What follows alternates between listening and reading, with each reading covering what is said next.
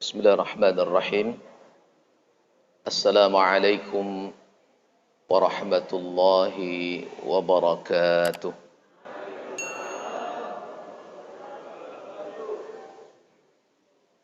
Alhamdulillah, wassalatu wassalamu ala rasulillah wa ala alihi wa sahbihi wa mawalah. Nashhadu an la ilaha illallah wa nashhadu anna Muhammadar Rasulullah. Allahumma salli wa sallim wa barik ala sayyidina Muhammad wa ala alihi wa sahbihi ajma'in. Rabbi israh li sadri wa yassir li amri wahlul 'uqdatam min lisani yafqahu qawli. Subhanaka la ilma lana illa ma 'allamtana innaka antal alimul hakim. Faqala Allah Ta'ala fil Qur'anil Karim, A'udzu billahi minasy syaithanir rajim. Bismillahirrahmanirrahim. Inna Allah ashtara minal mu'minin Inna Allah ashtara minal mu'minina anfusahum wa amwalahum bi anna lahumul jannah. Al-ayah surah Taubah ayat 111. Imam besar yang sama kita hormati, pengurus masjid Darul Aman, Bapak Ibu kaum muslimin wal muslimat sidang jamaah salat subuh rahimakumullah. Alhamdulillahi rabbil alamin. Kita bersyukur kepada Allah Subhanahu wa taala pada subuh yang berkah ini kembali Allah memberikan kita nikmat iman dan Islam yang kuat pada jiwa kita, kesehatan dan kesempatan, kehidupan yang masih dibentangkan sehingga kita dapat beribadah kepada Allah Subhanahu wa taala. Salat dan salam kepada Rasulullah sallallahu alaihi wasallam. Allahumma salli ala sayyidina Muhammad wa ala ali Muhammad. Bapak Ibu yang dimuliakan Allah Subhanahu wa taala, subuh ini pembahasan yang diamanahkan adalah antara kekuatan harta dan kekuatan dakwah yang akan menggambarkan mukmin yang kuat. Kadang-kadang ada orang bertanya, pentingkah harta? Kenapa ada orang mengejar harta? Untuk apa harta itu dikuasai?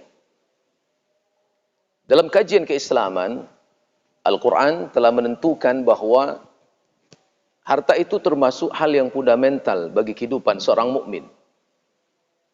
Karena dengan harta, kita akan bisa berbuat apa saja.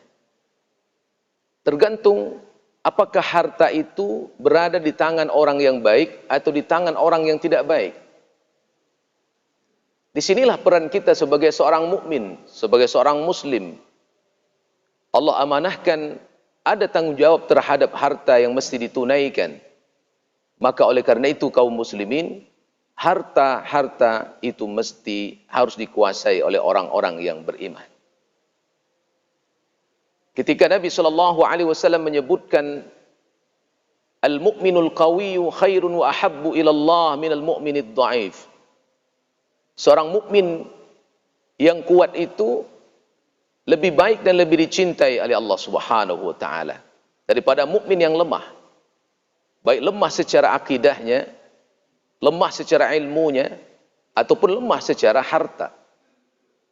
Karena ketika Allah Subhanahu wa taala mengingatkan kita dalam surah An-Nisa, وَلْيَخْشَى الَّذِينَ لَوْ تَرَكُوا مِنْ خَلْفِهِمْ ذُرِّيَّةً ضِعَافًا خَافُوا عَلَيْهِمْ فَلْيَتَّقُوا اللَّهَ وَلْيَقُولُوا قَوْلًا سَدِيدًا. Hendaklah kita takut meninggalkan generasi di belakang kita, yakni generasi yang lemah. Ibnu Qayyim Al-Jauzi mengatakan ada 3 lemah yang dimaksudkan dalam ayat ini. Yang pertama, lemah akidahnya. Yang kedua, lemah pada sisi ilmunya. Yang ketiga, lemah pada sisi hartanya. Yang dibahas pada hari ini, subuh ini adalah lemah pada sisi harta. Apa hubungannya nanti kekuatan harta dengan kekuatan dakwah yang mesti ditegakkan? Membangun masjid ini perlu harta enggak Bapak Ibu? Perlu. Membantu anak yatim? Pergi umroh, pergi haji? Kira-kira apa yang enggak butuh harta? Hah? Apa kira-kira yang enggak butuh harta? Bapak Ibu yang muliakan Allah Subhanahu wa taala. Kita selalu dihadapkan terkadang oleh satu pemikiran, umat Islam tu enggak perlu kaya. Nanti kalau dia kaya, hisabnya terlalu banyak nanti di akhirat. Ingat Pak? Kita kalau kaya Pak, nanti hisab kita banyak di akhirat. Hidup miskin aja lah. Apa begitu Pak? Tidak. Kaya kalau menjadi soal yang membuat dia terhina, iya. Tapi kalau kaya yang membuat dia terhormat dan mulia di mata Allah, mesti dan wajib diraih. Suatu kali Nabi SAW mengutus seorang utusan kepada Amru bin As. Hadisnya cukup panjang kaum muslimin yang dimuliakan Allah. Saya bacakan potongan hadisnya. Dikirimlah seseorang kepada Amru bin As. Kemudian Nabi mengatakan kepada utusan itu, sampaikan pesanku kepada Amru bin As. Apa pesan Nabi? Khuz thiyabak wasilahak. Katakan kepada Amru, pakailah baju besimu. Bawalah senjatamu. Kemudian faqala, ataituhu wa huwa yatawadda. Fasa'ada fin nazar. Kemudian aku datang bertemu dengan Nabi dan Nabi mengangguk-anggukkan kepala ketika memandangku, kata Amru bin As. Kemudian apa kata Nabi sallallahu alaihi wasallam? Inni uridu an abasaka ala jaishin fayusallimaka Allahu wa yunimaka wa arghabu laka minal mal raubatan salihah. Qala qultu ya Rasulullah ma aslamtu min ajli al-mal walakinni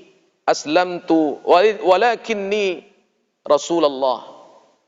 Apa kata Amru ketika Nabi mengatakan kepada utusan itu, sampaikan kepada Amru. Lalu Amru datang dan kemudian Nabi berkata, kenapa aku suruh engkau pakai baju besi? Kenapa aku suruh engkau pakai senjata? Karena uridu an ab'asaka ala jaishin. Karena aku ingin mengutus engkau ke medan perang. Ya. Maka kemudian Nabi mendoakan, semoga Allah menjagamu. Semoga Allah melimpahkan kepadamu harta rampasan perang. Ya Pak ya. Tiba-tiba Amru berkata, ya Rasulullah, tak pernah aku menjadi seorang muslim ini terbetik di hatiku untuk mendapatkan harta. Tetapi aku berjuang ya Rasulullah, hanyalah ingin mendapatkan cintamu, kehormatan di mata Allah.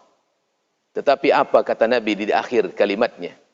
Ya Amru, ni'mal malis salih lil mar'is salih. Sebaik-baik harta itu mesti di tangan orang yang saleh. Ini yang membuat satu pemikiran yang kemudian lama kita merenung kaum muslimin. Kehormatan harta itu disebutkan Nabi SAW. Tadi Amru lah pede Pak. Dia mengatakan, aku ini berjuang karena Allah. Tak pernah ingin mendapatkan harta rampasan perang. Tetapi justru Nabi mengatakan, ya Amru, sebaik-baik harta itu mesti engkau kuasai. Karena engkau orang yang saleh, dapatkanlah harta yang banyak untuk membantu agama Allah Subhanahu wa taala. Dakwah ini cukupkah lisan saja yang berkata? Tidak. Kalau ada orang terlibat dengan ribawi, lalu kita katakan, tinggalkanlah riba itu. Pak, kami cuma ini cara kami makan. Berbuih lidah kita terus, tinggalkan. Tak pernah ada solusi yang diberikan, sulit dakwah itu akan terjadi. Tapi kalau ada orang aunia yang kaya, kemudian dia datang berdakwah, mungkin tidak berceramah di mimbar ini, tapi dengan harta itu dibawa kepada mereka yang terlibat dengan riba. Tinggalkan riba. Kamu butuh modal berapa? Nih, ada 20 juta. Kira-kira selamat nggak? Mana yang lebih kuat? Dakwah lisannya saja atau dakwah dengan hartanya? Apakah Nabi SAW hanya berdakwah lisan saja? Apakah Nabi membutuhkan harta dalam dakwahnya? Apakah harta Nabi banyak habis untuk berdakwah?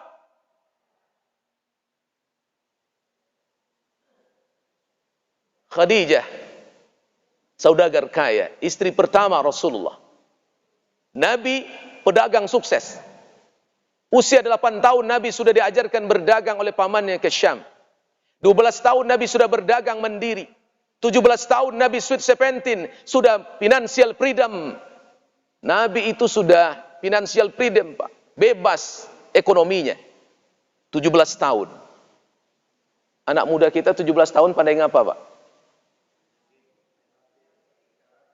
Hah? Anak cucu awak 17 tahun pandai mangah. Oh. Pandai juga tuh melahirkan uang di gamenya, tapi hayalan. Ya kan? Ada sisi keteladanan kepada pribadi Nabi itu yang terkadang tertinggalkan. Bab tijarah. Ya, Pak? Ustaz kok berani ngomong gitu? Emangnya ustaznya tijarah juga? Kan harus gitu. Ya, Pak ya? Ada bab tijarah, bab bisnis. Ketika Allah menyebutkan Nabi itu, laqad kana lakum fi Rasulillahi uswatun hasanah. Sungguh pada diri Nabi itu ada tauladan. Kalau ada tauladan, apakah semua aspek bisnis ini diajarkan Nabi? Apakah sudah dicontohkan Nabi? Kalau ada orang mengatakan, oh Nabi tak ambil aspek bisnis, berarti tidak fi Rasulillahi uswatun hasanah. Karena fi Rasulillah mencakup semua kehidupan Nabi. Mulai dari bangun tidur sampai tidur kembali, aktivitasnya, kauliyahnya, fi'liyahnya, sukutiyahnya. Semua perbuatan Nabi dicontohkan oleh Rasul, mesti umat ini mentauladaninya. Kadang-kadang selalu pembahasan yang muncul itu adalah, kalau ditanya, Nabi Muhammad itu kaya atau miskin? Bu, Nabi Muhammad itu kaya atau miskin? Kaya. Tapi rumah Nabi kecil sekali di samping Raudhah. Kata Aisyah, kami sering tak ada makanan di rumah, kata Aisyah. Lalu kemudian kami puasa. Nabi itu kaya atau miskin? Kaya apanya, Bu? Harta tidak? Oh gitu ya, sedih kali ya. Nabi itu cuma kaya hati, Pak. Harta enggak kaya Nabi. Betul, Pak? Salah.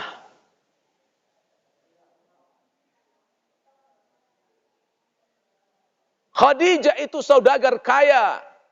Rasul pedagang yang kaya, sukses. Nabi berdagang enggak pernah rugi, Pak. Berapa lama Nabi berdagang?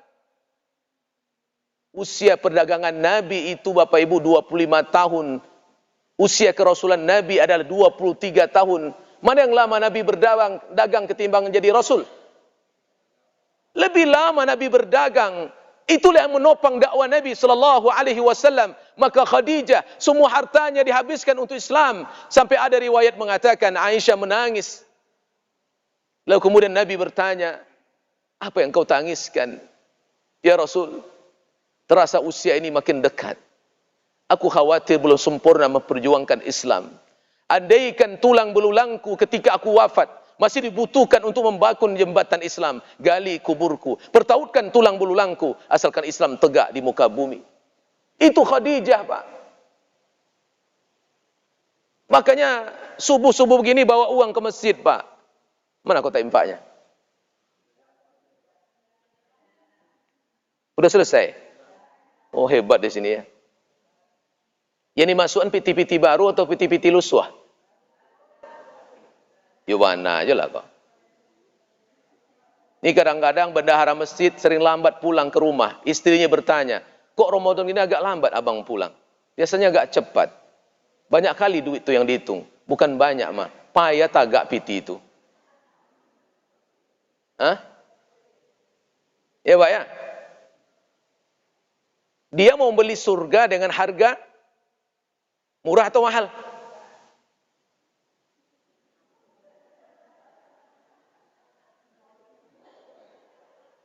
Makanya kalau Bapak Ibu ada mobil Fortuner di rumah, ada Innova di rumah, ke masjidnya pakai mobil mewah, sedekahnya cuma 2.000, itu enggak model.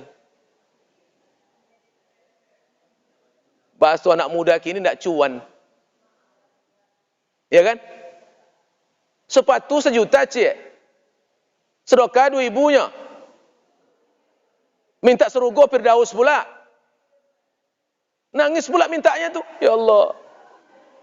Masukkan aku surga Firdaus, ya Allah. Sedekah 2.000-nya. Ini Ramadan, Pak. Ajwadan nas Rasulullah. Wa ajwadu ma yakunu fi Ramadan. Tetapi Nabi itu paling dermawan dalam bulan Ramadan. Islam ini menunggu harta kita, Bapak Ibu. Iya. Kalau tidak kehormatan harta didakwahkan kepada Allah, mukminin akan lemah. Bersatu umat ini akan kuat kalau aunianya sudah duduk di masjid. Kalau aunianya sudah duduk di masjid, Pak. Paling pertama orang-orang kaya itu di masjid, itu enak menembak kantongnya, Pak. Pak, kami butuh bantuan. Masjid ini butuh kita kaum muslimin. Oh, bisa digerakkan. Program apa aja bisa dibuat. Makanya Nabi SAW didampingi oleh sahabat-sahabat yang aunia. 10 sahabat yang dijamin surga. Ada yang mengatakan 9 atau 8 mereka milioner. Yang semua hartanya siap membantu dakwah Rasulullah SAW. Abu Bakar 100%. Umar 50%. Maka di zaman Umar, penghargaan terhadap para da'i, penghargaan terhadap guru ngaji, gaji guru ngaji di zaman Umar seharga 60 juta sebulan. Aku guru ngaji berapa gaji? Guru ngaji kita hari ini gajinya guru MDA berapa gajinya? 500, nerimo tiap bulan atau sekali 3 bulan? Ada potongan? Alenda. Gaji 5 atui sebulan, ngontrak rumah 3 atui sebulan, anak ompek, japonya makan.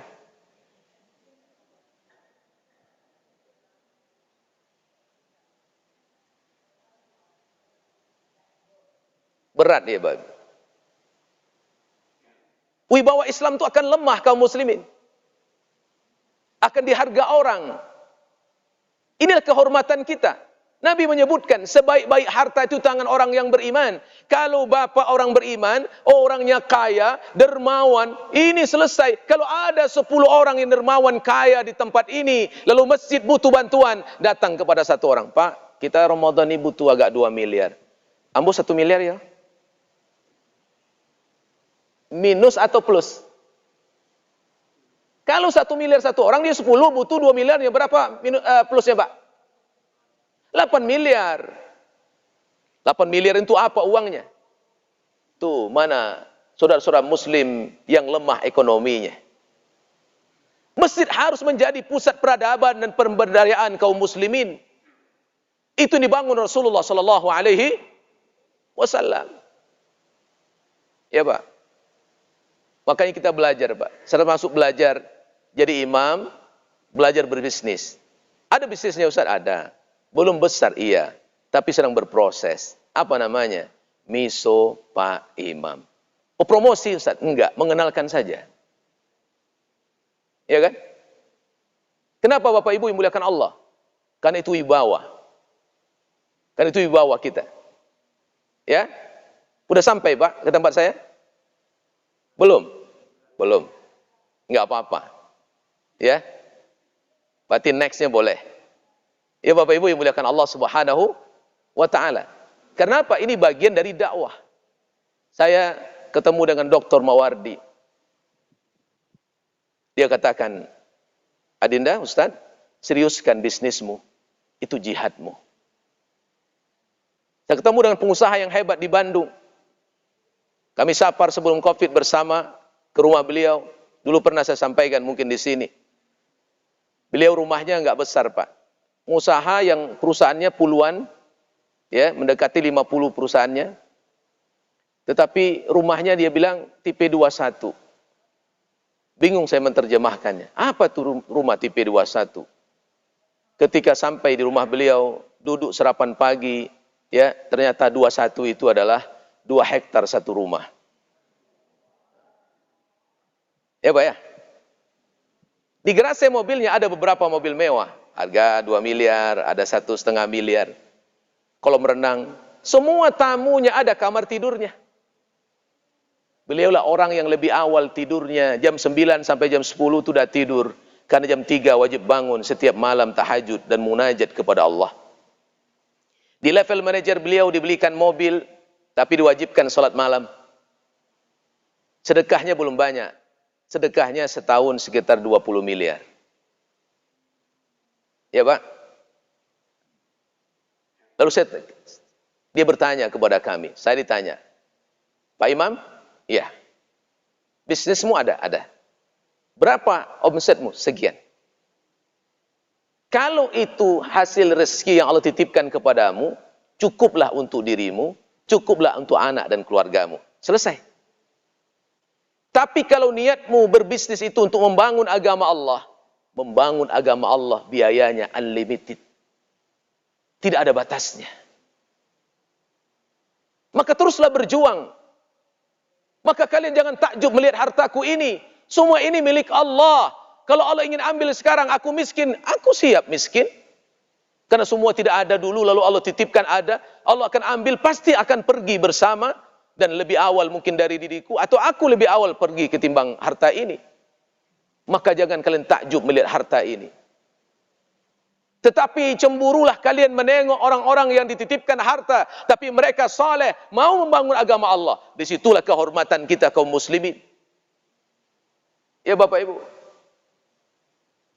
kita ini hari ini masih banyak orang kaya nyerondok-nyerondokkan piti. Tahu nyerondok? Simpan-simpan di piti, tentu apa dia juga. Ya Pak, mau diwariskan ke anak cucu? Iya, silahkan. Tapi ketika mereka diwariskan harta tak dikuatkan keimanan, akan membawa kekacauan. Banyak orang hartanya banyak, tapi tidak diwariskan tauhid dan akidah. Kemudian mereka berkelahi dan berbantah. Bahkan anak beranak saling menggugat di pengadilan. Iya enggak? Ada di sini? Enggak ada. Jauh Pak di sana. Ya. Oleh karena itu kaum muslimin yang dimuliakan Allah Subhanahu wa taala, Nabi mencontohkan nilai-nilai harta itu begitu dahsyat sampai ketika Abu Bakar datang memerdekakan Bilal bin Rabah. Pertanyaannya Bapak Ibu, apakah ketika Bilal dimerdekakan oleh Abu Bakar datang membawa senjata? Apakah Abu Bakar bawa tentara untuk memerdekakan Bilal bin Rabah? Merebut dari tangan seorang Muawiyah bin Khalaf? Tidak. Tapi Abu Bakar datang membawa harta. Dibayarlah Bilal bin Rabah. Ketika Utsman bin Affan kemudian mewakafkan sebuah sumur bagi kebutuhan kaum muslimin dari seorang tangan Yahudi, apakah kemudian Utsman membawa senjata, membawa kemudian pasukan perang? Juga tidak. Tapi membawa harta untuk mewakafkan satu sumur kepada kaum muslimin.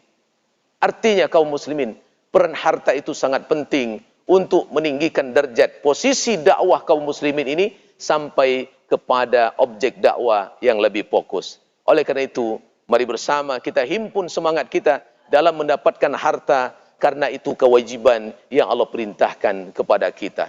Kalau lebih dalam lagi Bapak Ibu, maknanya akan lebih dahsyat lagi. Saya tutup dengan satu ayat tentang tanggung jawab harta itu penting bagi seorang mukmin. A'udzu billahi minasyaitonir rajim. Dua ayat ini tolong dibandingkan dalam surah Al-Baqarah. Ya ayyuhan nas, kulu min thayyibati ma razaqnakum. Ya ayyuhan nas, kulu mimma fil ardi halalan thayyiban ولا تتبعوا خطوات الشيطان إنه لكم عدو مبين. Satu lagi. Ya ayyuhalladzina amanu kulu min tayyibati ma razaqnakum washkuru lillah in kuntum iyyahu ta'budun. Apa yang membedakan ayat ini? Saya ulang lagi. Ya ayyuhan nasu kulu mimma fil ardi halalan tayyibah. Satu lagi. Ya ayyuhalladzina amanu kulu min tayyibati ma razaqnakum. Apa yang hilang di ayat kedua?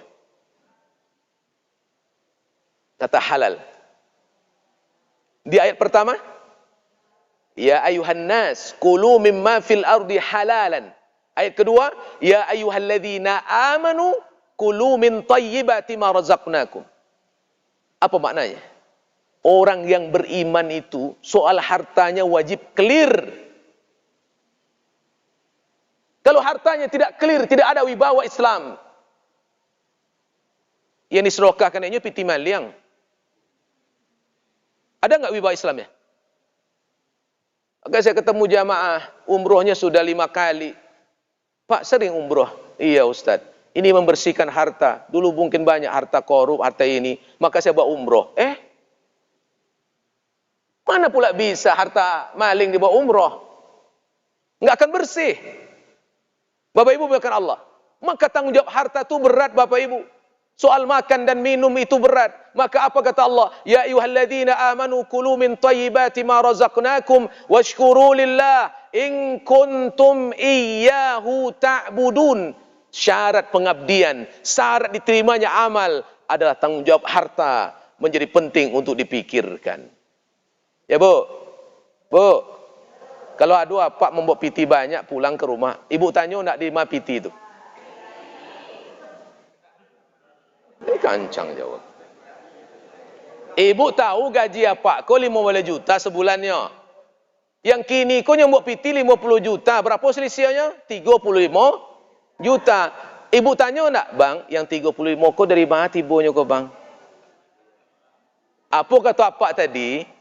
Bu, apa kata apa tadi? Antuk selah.